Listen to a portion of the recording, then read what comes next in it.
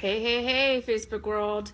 So I'm live streaming in my sweaties. I had a workout with Jazz today, so I'm not really motivated. But I did want to talk about how I had some really great coaching calls today, and I had a great call with my coach, and we talked about kind of what anchors what you do every day and why you get up and do what you do. And so a lot of times, people say, well, I do it for my children, or I do it for, I don't know, security or freedom, or, whatever that is. But that's an external driver. So you'll never be, I guess, fully, it'll always be fleeting. So long as you have an external reason for why you're doing something, you won't be, you always want next. You always want next. You always want next.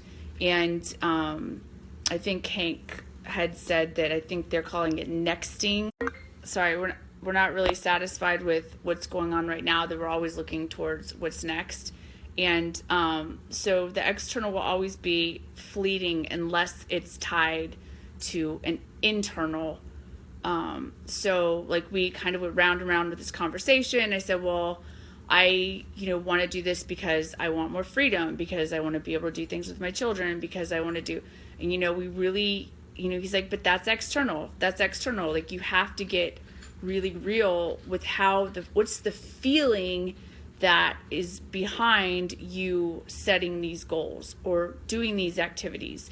And so when we talk about it with real estate as our big why, but once we really understand what that, what is that core feeling that's driving us to, set those goals? Because that's the stuff that you'll fight for with blood, sweat, and tears. And that's the stuff that will keep you going day in and day out when life sucks and you have, you're getting text messages and phone calls and you just want to pull your hair out because, it feels impossible. It's like when you go back to the inside and you go dig down deep within, it's like, this is why I'm doing this, because of, this feeling once it's complete. And, I have that, gratification. This is why I do what I do.